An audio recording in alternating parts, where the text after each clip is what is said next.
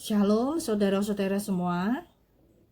Pada kesempatan ini saya akan memberikan kesaksian tentang kehidupan saya selama berjalan bersama Tuhan Yesus Kristus. Sejak saya mengenal Dia dalam suatu pertobatan sampai sekarang. Kesaksian ini akan didasari dalam firman Tuhan Matius pasal 6 ayat 31 sampai 33. Sebab itu janganlah kamu khawatir dan berkata, apakah yang akan kami makan, apakah yang akan kami minum, apakah yang akan kami pakai. Semua itu dicari bangsa-bangsa yang tidak mengenal Allah. Akan tetapi Bapamu yang di surga tahu bahwa kamu memerlukan semua itu. Tetapi carilah dahulu kerajaan Allah dan kebenarannya, maka semuanya itu akan ditambahkan kepadamu. Ya, saudara, ayat-ayat itu sangat membekas dalam hidup saya. Karena itulah ayat-ayat yang Tuhan berikan saat saya pertama kali mengenal Dia. Saya akan ceritakan sedikit saudara tentang background saya ya. Mulai dari remaja ya. Kira-kira saya di kelas 1 SMA.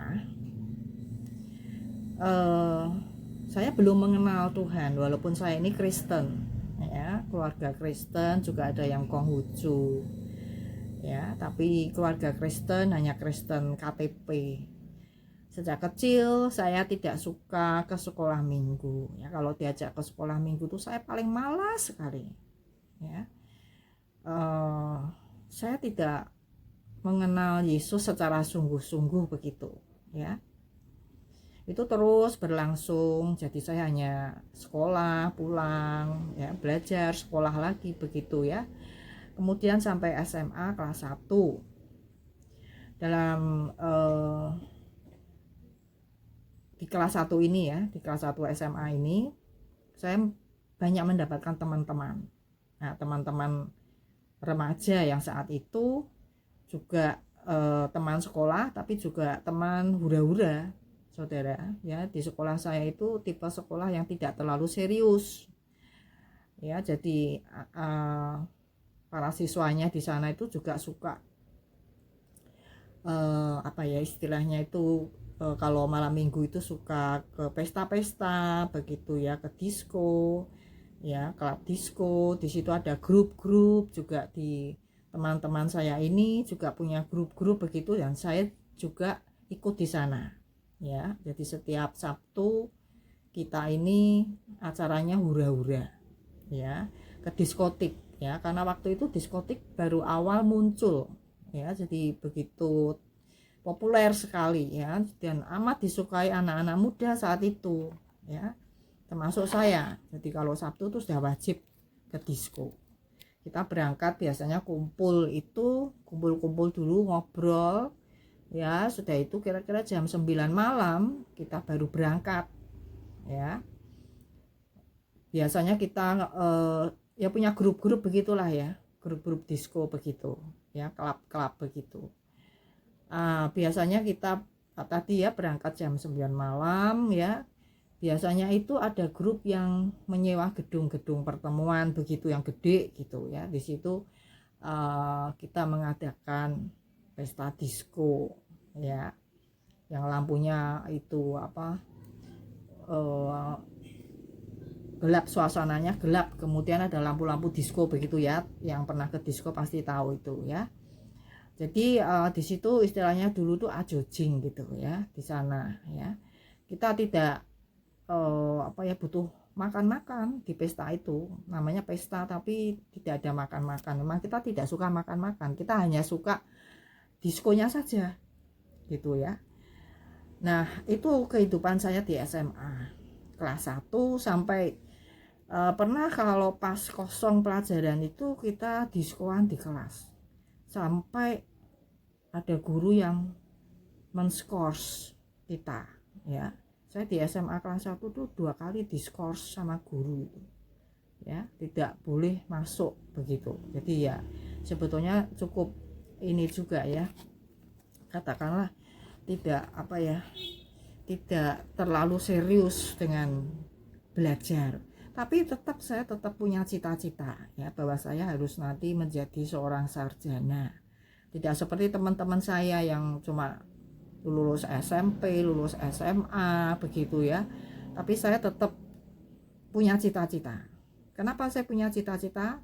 Karena saya selalu disemangati oleh opa saya bahwa dalam kehidupan itu yang penting itu nanti meniti karir begitu ya, karena opa saya ini dulu adalah seorang pekerja Belanda ya, jadi dia sudah biasa kerja di Belanda itu disiplin begitu ya. Jadi itu kalau saya ketemu opa saya ceritanya tentang pendidikan, bahwa kita ini harus pintar, bahwa kita ini harus sarjana. Memang anak-anak opa saya itu sebagian besar sekolahnya sampai sarjana saat itu ya. Saya juga ikut kursus-kursus begitu ya, misalnya akuntansi ya, saya juga kursus ngetik itu waktu di SMA ya. Kemudian saya juga kursus bahasa Inggris begitu ya, siapa tahu nanti butuh waktu kerja. Jadi saya tuh cukup realistis ya, jadi tidak terus hura-hura terus semuanya rusak semua begitu ya. Tapi saya cukup realistis, walaupun di tempat-tempat seperti itu ya pasti ada narkoba segala macam, tapi saya tidak sampai ke sana, untungnya begitu ya. Tapi gimana ya, walaupun saya ini banyak teman, tapi saya ini kok merasa kosong di dalam jiwa saya ini. Saya tidak tahu, kadang kalau sendiri gitu merasa bahwa kok rasanya hidup ini kok kosong ya, maksudnya itu cuma begitu-begitu saja begitu ya. Jadi saya tidak merasakan ada damai sejahtera begitu ya. Nah suatu kali saudara, itu waktu SMA juga ya, itu kelas 3 ya, sekitar kelas 3 mungkin ya, itu ada KKR saudara, kebaktian kebangunan rohani.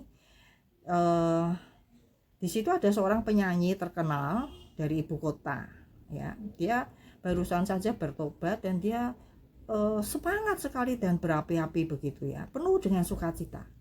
Dan saya melihat dia itu kok saya ingin merasakan, saya pengen sukacita yang seperti itu gitu ya, yang dialami oleh penyanyi itu. Dan dia juga bersaksi bagaimana hidupnya dulu yang kotor begitu, akhirnya dijamah Tuhan, dan dia merasa terlepas begitu, maksudnya dari segala beban-beban, dan dia merasakan bahwa hidup itu penuh dengan jamahan Tuhan begitu. Saya merasakan ingin seperti itu gitu ya. Nah di waktu ikut penyembahan dan doa itu, saya ikut penyembahan dan doa itu, kemudian saya juga sempat menangis begitu ya, minta Tuhan supaya Tuhan mengubah hidup saya begitu. Itu tiba-tiba saya merasakan jamahan Tuhan di situ, di KKR itu saudara. Banyak itu anak-anak muda di situ ya, semua anak muda itu di satu gedung yang besar itu.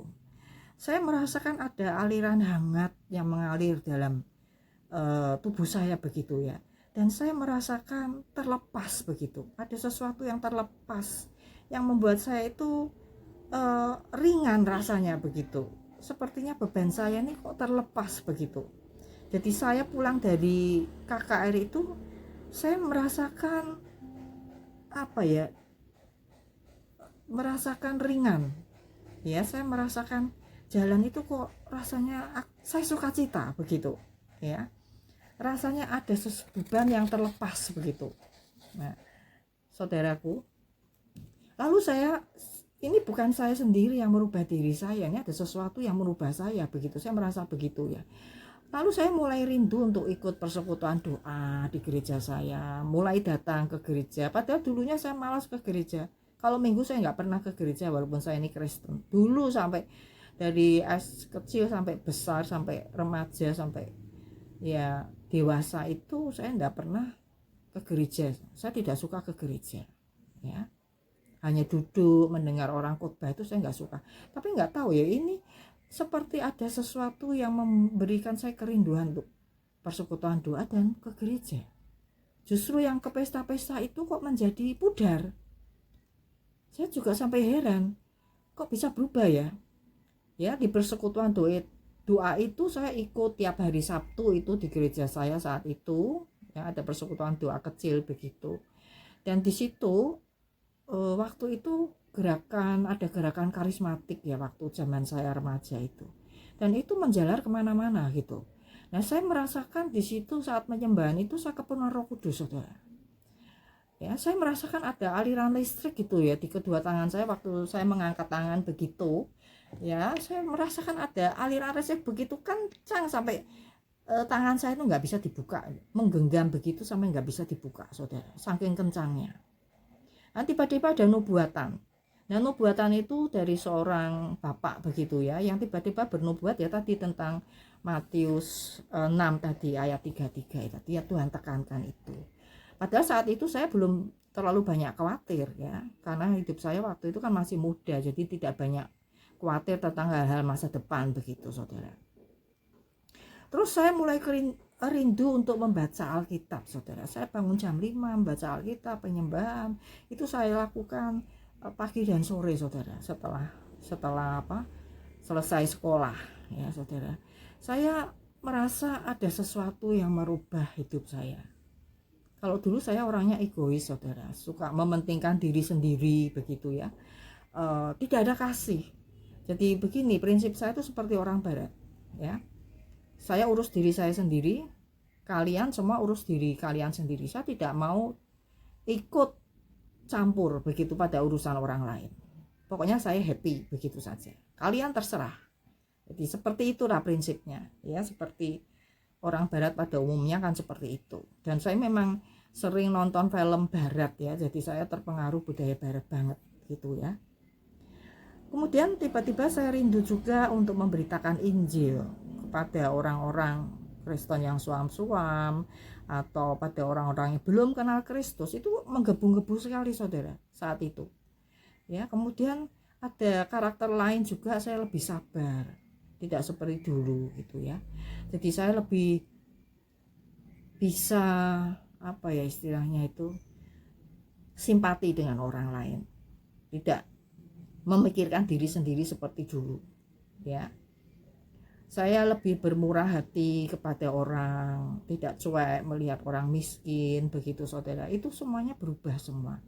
Ya, jadi keinginan-keinginan dulu yang seperti hura-hura itu semuanya diubah sama Tuhan. Saya juga heran, kok bisa begini ya, berubah semua. Tapi itu bukan saya paksa, saudara. Saya tidak pernah memaksa diri saya berubah, kecuali ada yang merubah. Ya, jadi kelas 3 SMA itu saya bertobat, saudara, dan kemudian ikut katekisasi, kemudian sampai dibaptis. Ya. Kemudian ada lagunya Laskar Kristus Maju itu di gereja saya. Itu sampai sekarang itu lagunya itu kalau baptisan ya. Jadi ada suatu perubahan yang luar biasa dalam hidup saya. Itu yang saya rasakan. Kemudian saya juga mulai memberitakan Injil, mulai senang visitasi ke rumah sakit. Ya, dengan rekan-rekan begitu ke sana mendoakan orang, memberikan Alkitab dan sebagainya saat itu ya, saudara. Pokoknya begitu saya sangat memikirkan orang lain, sangat perhatian dengan orang lain. Beda sekali ya ketika hidup di dalam daging itu. Ya, saya hidup di dalam roh itu beda banget. Ya, bahkan saya mengumpulkan traktat-traktat, kemudian dimasukkan amplop, nanti tetangga-tetangga saya masukkan ke pos gitu ya, tempat pos itu traktat-traktat penginjilan begitu ya. Nah, saudara, terus berlangsung, saudara, sampai saya mahasiswa, saudara. Nah, saya mahasiswa, saya itu sebetulnya tidak suka masuk ke perguruan tinggi negeri. Ya, saya pengennya di swasta. Ya, tapi waktu itu saya iseng aja tes itu, saya tidak belajar apa-apa, ikut bimbingan apapun tidak saya. Ya, karena memang saya cuma iseng di negeri itu. Saya pengennya di swasta saja. Ternyata tes saya masuk di perguruan tinggi negeri. Ya, saya santai saja masuk ke perguruan tinggi. Sebetulnya saya sudah tidak suka, tapi karena dari keluarga, dari om saya, dari opa saya itu mendorong saya masuk di negeri ya. Kan juga selain itu negeri kan juga murah begitu ya biayanya. Nah, terus tujuan saya sebetulnya yang pertama waktu itu saya sekolah di negeri itu saya tidak terlalu memikirkan materi kuliahnya ini enggak. Saya mempunyai misi di situ, ya. Misi saya adalah membentuk persekutuan doa di negeri itu, di sekolah negeri itu, di kampus negeri itu, ya. Saat itu tidak ada persekutuan doa tingkat universitas, tidak ada.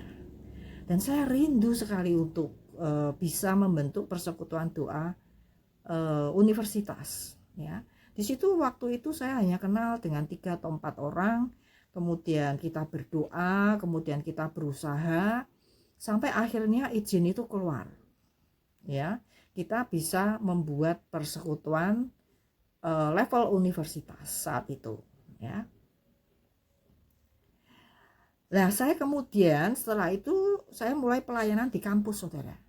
Ya, banyak waktu saya habiskan untuk pelayanan di kampus, menjaring jiwa-jiwa baru, mengadakan KKR, memanggil pendeta-pendeta yang cukup bersemangat begitu, membangkitkan semangat orang-orang muda begitu, ya. Kemudian saya juga bergabung dengan Perkantas, Persekutuan Mahasiswa Antar Universitas saat itu yang cukup populer, ya. Di Perkantas ini saya mendapatkan bahan-bahan pendalaman Alkitab, ya. Banyak sekali bahan-bahan, ya, dari Perkantas ini yang bisa untuk pembentukan KTB atau kelompok tumbuh bersama saat itu, karena kita memang menggalakkan itu saat itu, ya. Jadi bahan-bahan ini bisa dipakai begitu untuk pendewasaan iman, ya. Jadi setelah nanti masuk persekutuan, kemudian kita punya misi untuk membimbing para mahasiswa, terutama juga adik-adik kelas begitu, ya, dengan materi dari Perkantas ini, ya. Cukup banyak sekali materi yang sangat bermanfaat. Dan waktu itu saya juga rajin ikut pelatihan-pelatihan KTB, pendalaman Alkitab, retret, camp kepemimpinan, ceramah dan seterusnya, banyak sekali, ya. Sampai saya juga retret sampai ke Lembang sana, sampai ke Jawa Timur sana di I3, ya. Juga saya rajin sekali ikut hal-hal seperti itu, sampai kuliah saya itu hampir terbengkelai dan molor terus terang saja. Yang paling lama deskripsi itu molor, ya. Memang waktu itu fokus saya ke sana. Kemudian saya punya juga misi untuk membentuk persekutuan-persekutuan di fakultas juga bersama teman-teman gitu, ya, bersama teman-teman pengurus gitu. Kemudian terbentuklah persekutuan di fakultas dari FISIP, kemudian dari teknik, hukum, ekonomi, ya, sastra, itu terbentuk, saudara, persekutuannya. Waktu itu luar biasa pekerjaan Roh Kudus saat itu, ya. Ya, itu pas awal-awalnya gerakan karismatik itu, ya. Jadi banyak menjamah anak-anak muda, ya, sehingga banyak anak-anak muda yang bertobat, termasuk pecandu narkoba dan sebagainya. Itu banyak yang bertobat, saudara, dan diperbarui oleh Tuhan Yesus, saudara, saat itu, ya. Yang saya heran ini kok zaman-zaman sekarang ini kok istilahnya gerakan-gerakan seperti itu melemah begitu, ya. Saya sendiri merasakan, ya, nggak tahu kalau anak muda, ya, saya sudah bukan muda lagi soalnya, ya.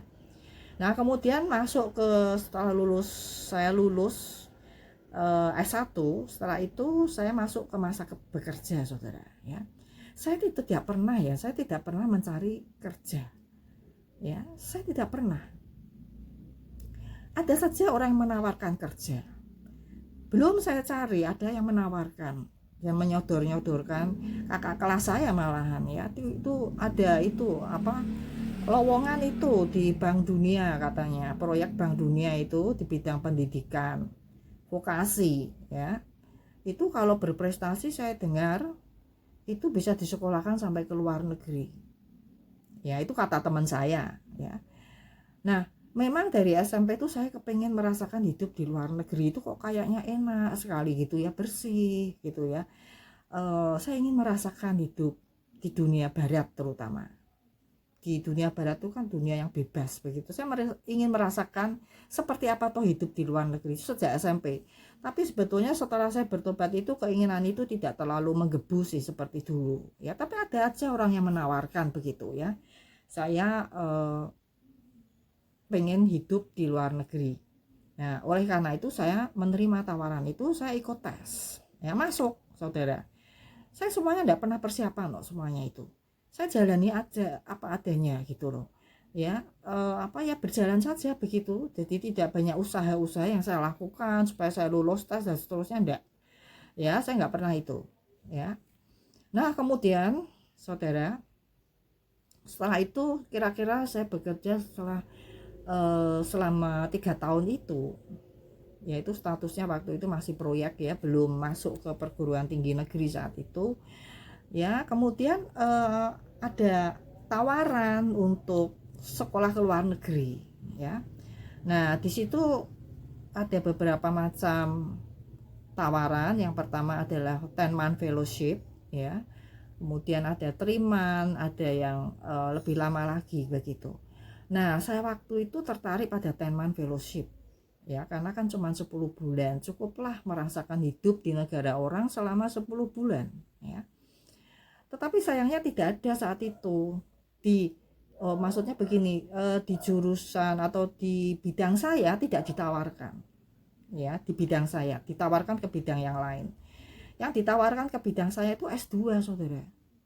Nah, padahal saya itu tidak pengen ambil S2 karena bagi saya mungkin terlalu sulit, atau saya pikir S1 cukuplah ngajar vokasi begitu ya. Jadi saya tidak begitu minat sebetulnya gitu loh. Tapi karena adanya itu akhirnya saya lamar ya, karena itu juga kesempatan itu diberikan oleh teman saya juga, saya tidak pernah cari. Tahu-tahu saya disodori formulir gitu, saya isi kemudian masuk. Nah, masuknya begini aneh juga. IP pertama saringannya itu IP, saudara, indeks prestasi minimal 27,5 ya. Saat zaman saya itu IP 2,5 aja sulit, saudara. Bukan seperti sekarang obral IP ya, banyak yang 3 tapi kurang bermutu ya, banyak sekarang ya, karena ada persaingan antar kampus ini loh ya. Tapi saat zaman saya IP 2,5 itu sulit, dan yang bisa mencapai itu di saat itu adalah hanya 3 orang termasuk saya. Tapi saya cuma 2,7, yang diminta minimal 27,5 ya. Yang masuk adalah 3 orang.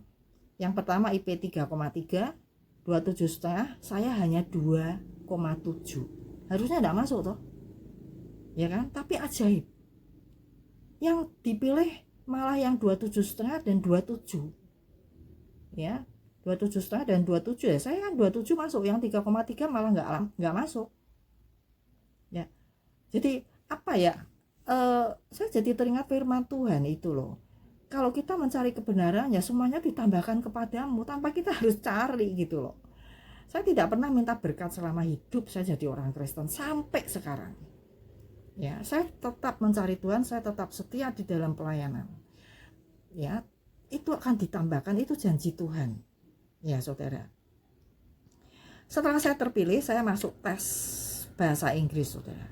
Tes bahasa Inggris itu menentukan apakah masuk training bahasa Inggris 3 bulan, 5 bulan, atau 7 bulan. Saya masuk 3 bulan. Saya di training di suatu kedutaan di Jakarta ya, selama 3 bulan ya. Kemudian nanti ada tes lagi baru bisa berangkat. Kalau enggak bisa, saudara. Tes terakhir itu yang paling menentukan.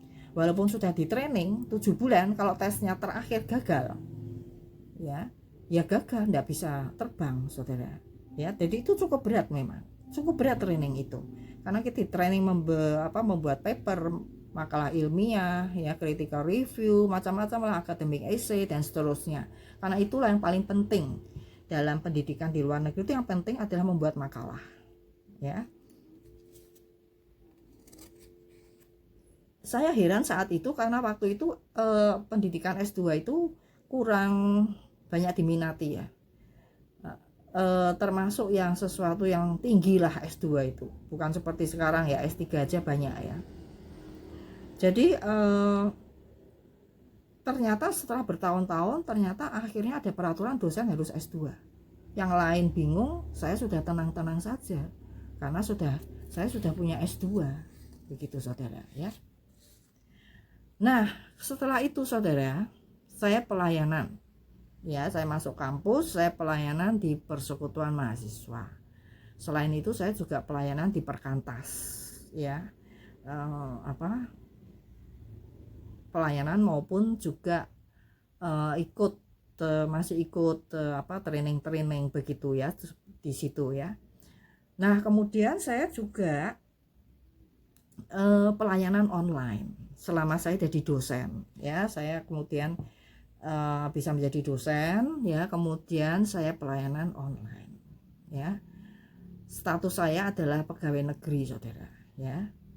Nah dalam pelayanan online ini saya belajar banyak dari agama lain ya, tapi saya tidak akan banyak bersaksi tentang hal ini di sini ya, karena ada batasan-batasan ya, tapi sebetulnya cukup menghebohkan ya dalam pelayanan ini ya, karena saya banyak ikut diskusi di grup-grup diskusi agama, jadi cukup sensitif, dan di situ saya berapologetika ya. Saya persiapkan itu sebelumnya ya, Tuhan persiapkan saya sebelum masuk ke sini sampai saya bisa membuat 4 makalah yang saya persiapkan untuk berapologetika. Dan banyak sekali tantangan sebetulnya kalau mau detail ya. Ini saya tidak akan detail di sini karena ada aturan-aturan ya. Dan saya merasakan ada urapan Roh Kudus yang luar biasa, dan Tuhan memberikan saya hikmat dalam berkata-kata. Itu yang aneh. Ya, sehingga saya bisa menjelaskan hal-hal yang mereka tanyakan ya, hal-hal yang biasa, yang masalah dasar itu ya, kita semua sudah tahu itu kan ya. Jadi tidak perlu saya bicarakan ya, itu kalau nanti terlalu detail ya. Tuhan membuat saya itu penuh dengan hikmat dan kebijaksanaan saudara, walaupun banyak kata-kata kasar, kata-kata yang ya itu ya bahasa teks lagi kan, jadi itu banyak orang ngomong tuh seenaknya begitu loh. Penghinaan juga ada, penghujatan ya ada, ya macam-macam lah kayak gitu ya. Tapi Tuhan memberikan saya kesabaran. Jadi sebelum saya itu masuk ke online itu saya harus berdoa dulu, minta pimpinan Roh Kudus supaya diberi apa? Kasih. Hanya itu saja. Dan kesabaran. Sebab kalau tidak, nanti kita akan ikut emosi. Dan akhirnya berakhir dengan bertengkar ya kan, nggak enak begitu kan, nggak enak begitu kalau berakhir dengan bertengkar ya. Harusnya kan kita ini kan bisa menjadi contoh, bisa membuat orang itu berpikir bahwa ini loh yang benar dan seterusnya. Tapi kalau berakhir dengan bertengkar itu tidak membawa berkat kan. Jadi saya mesti harus peperangan rohani dulu, terus terang saja saya bilang sebelum masuk itu ya. Kalau enggak nanti kita bisa terbawa ke sana begitu ya, karena iblis juga ikut campur di situ ya kan, pemberitaan Injil ini ya kan. Nah kemudian saya juga memperdalam masalah apologetika ini eskatologi ya, tentang akhir zaman. Karena saya suka mempelajari tentang tanda-tanda kedatangan Yesus yang kedua. Saya senang sekali dibandingkan yang pertama. Yang pertama itu kan sudah sejarah ya. Kemarin saya dipanggil Smart People di YouTube, itu saya senang sekali. Kenapa saya senang? Karena saya bisa memberitakan kedatangan Yesus yang kedua supaya orang Kristen itu siap dan berjaga-jaga, tidak terlena oleh kepentingan-kepentingan dunia. Saudara, saya ini bekerja juga secara duniawi ya, tapi saya tidak mementingkan perkara duniawi itu lebih dari Tuhan. Maksudnya ngerti ya saudara ya. Jadi begini, kalau kita ingin diberkati Tuhan, carilah Dia dulu, utamakan Dia dulu. Nanti semua yang di dunia itu akan diberikan pada kita, gitu loh. Jadi kalau ke gereja atau mungkin berdoa, jangan berdoa Tuhan berkatilah aku, keluargaku, anakku, cucuku dan sebagainya dan sebagainya. Saya tidak pernah berdoa seperti itu saudara. Ya, karierku, jabatanku dan seterusnya saya tidak pernah saudara. Ya, saya menaikkan doa-doa syafaat untuk persekutuan doa, untuk orang ini, untuk orang itu, untuk penyampaian materi PA dan seterusnya, untuk pembicara dan seterusnya. Itu yang saya doakan saudara. Dan semua Tuhan berikan. Saya tidak pernah minta saudara. Ya, yang duniawi itu diberikan Tuhan. Sampai sekarang ya saya tidak pernah kekurangan, selalu kecukupan begitu. Punya saya sombong ya, tapi memang itu kenyataan yang saya alami. Dan benar juga firman Tuhan yang mengatakan, carilah dulu kerajaan Allah dan kebenarannya. Maka semua itu akan ditambahkan kepadamu. Gitu loh. Nah, kebenarannya ada tidak, saudara? Saudara boleh rajin ke gereja, rajin ke persekutuan doa, ya toh seminggu 3 kali, ya toh setiap hari. Tapi kalau tidak ada kebenaran, berkat itu tidak akan datang pada saudara. Kenapa? Saya pernah membaca suatu kesaksian ya, karangannya Catherine Baxter tentang dunia roh. Tuhan tuh sebetulnya ingin memberkati kita. Nih berkat Tuhan itu turun dari surga. Tapi di tengah itu dirampas iblis, saudara. Kenapa? Karena iblis menuduh. Loh, orang ini tidak hidup dalam kebenaran. Kenapa kau berkati? Iblis tidak suka, saudara. Dia nuntut gitu loh. Jadi karena Tuhan itu benar, Tuhan juga menuntut kita benar. Karena Tuhan itu kudus, Tuhan juga menuntut kita kudus gitu loh. Nah, di situ baru nanti berkat akan mengalir dengan sendirinya. Tidak perlu kita ngoyo mencarinya. Saya tidak pernah ngoyo mencari pekerjaan, apalagi setelah lulus dari luar negeri aja pekerjaan yang mencari saya. Ya. Jadi ada tawaran malah dari asing sebetulnya, kalau saya nggak terikat kontrak ya, karena itu saya beasiswa. Ya, dari asing ada. Ya, dari perusahaan asing di Indonesia ada. Ya. Jadi bagi saya itu sesuatu yang Tuhan berikan itu kecukupan gitu loh. Bagi saya itu tidak merupakan suatu yang membuat saya stres mencari pekerjaan begitu. Tapi ingat, harus ada kebenaran. Kebenaran itu begini, saudara. Dosa itu tidak cuma membunuh itu dosa, ya loh. Yang kecil-kecil aja, tipu-tipu, bohong, iri hati, dengki, benci, banyak mengeluh, ya. Itu juga dosa, itu mentalitas padang gurun. Kalau itu menurut pengarangnya Joyce Meyer, itu buku itu bagus, itu pengendalian pikiran itu, ya. Pikiran adalah medan perang, judulnya bagus, itu baca itu, saudara, karangannya Joyce Meyer. Jadi saudara, satu hal kunci mendapat berkat itu tidak usah kita datang ke bangunan rohani dengan judul misalnya bagaimana mendapatkan berkat Tuhan, bagaimana diberkati Tuhan. Tidak usah datang ke situ, saudara. Cukup kita hidup dalam kebenaran. Kalau kita, apakah berarti saya tidak pernah jatuh dalam dosa? Oh ya, pernah. Ya, misalnya bohong, itu marah misalnya. Itu kelemahan saya itu satu, tidak sabar. Ya, jadi kepengennya tuh semua cepet gitu. Nah, itu juga kelemahan, kadang tidak sabar. Kalau orang tidak sabar, biasanya ekornya marah. Nah, saya juga tidak lepas dari itu, saudara. Tapi kalau kita sadar, ya segera minta ampun sama Tuhan. Ya, minta disucikan kembali. Jangan terus berkubang di situ, gitu loh maksudnya. Itu satu kelemahan, dan iblis tahu kelemahan saya juga. Kelemahan setiap orang Kristen tahu, dan dia pasti akan menuduh kita di situ. Di lingkaran itu, gitu loh. Saya merasakan seperti itu. Gitu loh. Mesti ada ujian di situ dan di situ lagi dan di situ. Misalnya saudara sering kelemahannya iri hati. Nanti ada teman yang mobilnya ganti, saudara iri, ya toh. Nanti ada orang beli rumah baru atau temennya beli rumah baru, saudara iri. Nah, itu kelemahan saudara. Dan itu mah harus dipergumulkan di hadapan Tuhan, ya. Dan cepat-cepat minta ampun, ya. Bohong juga begitu. Memang itu sulit, saudara. Nah, Tuhan Yesus kan bilang kita harus pikul salib untuk mengikut Dia. Menyangkal diri dan pikul salib. Nah, itu pikul salib itu ya itu, menyangkal diri dan pikul salib atas kelemahan-kelemahan kita. Begitu, saudara. Dan itu berkat Tuhan akan mengalir.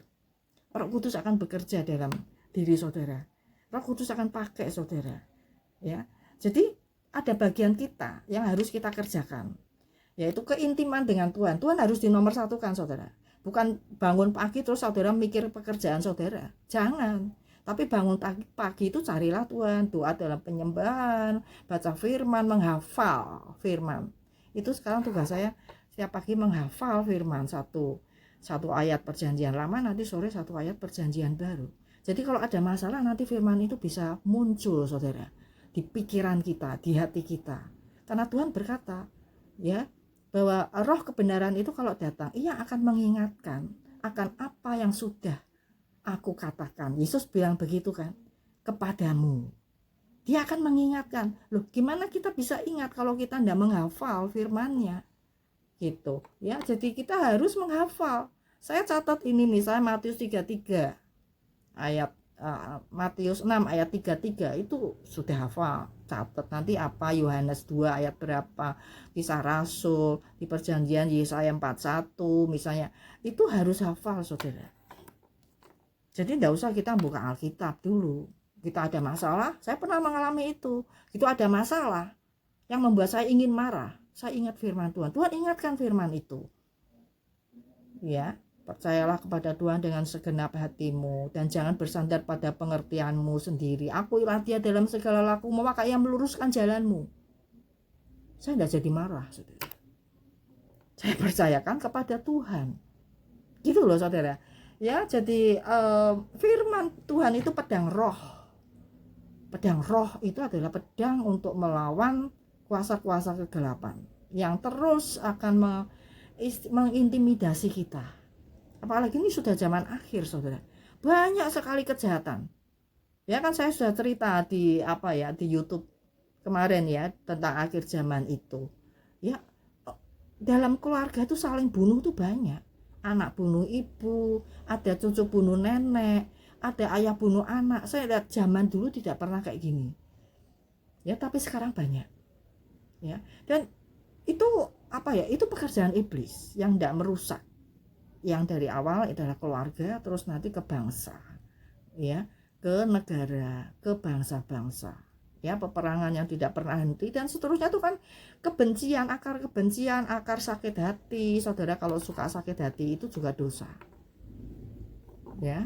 Jadi sakit hati itu adalah akar daripada kebencian. Setelah sakit hati benci, setelah benci dendam, setelah dendam bunuh. Sudah alurnya begitu. Jadi kita harus waspada dengan istilahnya ya, serangan-serangan dari iblis, saudara. Ya, jadi kita harus benar-benar hidup di dalam firman memang. Apalagi zaman sekarang ini, gitu loh. Kita harus tambah waspada, ya, tambah berjaga-jaga. Kalau kita tidak kuat di dalam Tuhan, kita bisa hancur, saudara. Hancur karena game online, hancur karena terus menatap HP, saudara, ya. Hancur karena kecanduan yang lain lah, ya. Nonton film atau apalah yang duniawi, semuanya itu bukannya tidak boleh, tapi kalau terlalu banyak itu berarti sudah menjadi berhala dalam hidup kita, gitu, saudara, ya.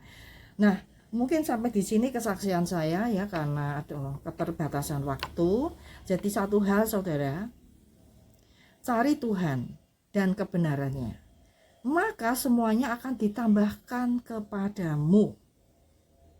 Ya. Supaya apa? Supaya hidup kita diberkati. Ya, jangan cari berkat, cari Tuhan. Ya, jangan dibalik. Kalau iblis cari berkat dulu. Ya, iblis memberi berkat, baru nanti jiwamu ketangkap. Ya. Kalau Tuhan beda. Ya, kita harus benar dulu baru diberkati. Kalau iblis ini disodorkan berkat dulu. Misalnya orang yang cari kekayaan melalui hal yang tidak benar, ya, pesugihan, ya, pernah dengar itu ya.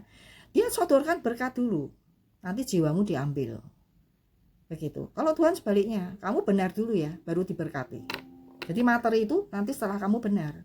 Nah, iblis enggak, iblis menyodorkan materi dulu loh. Kamu ingin kaya kan? Aku beri ini. Tapi syaratnya ini, kamu harus lakukan. Misalnya 40 hari puasa atau cara-cara lain lah. Ya, misalnya harus bertapa, harus pakai syarat ini, syarat itu, begitu. Ya, itu tunduk dulu. Nanti baru berkatnya mengalir. Itu berkat dari iblis. Dan berkat dari iblis itu tidak akan menetap. Tapi kalau berkat dari Tuhan itu terus mengalir. Tanpa kita sadari, saudara. Ya, jadi itu yang bisa saya sampaikan saat ini ya. Semoga menjadi berkat bagi kita semua. Terima kasih, sampai bertemu di lain kesempatan.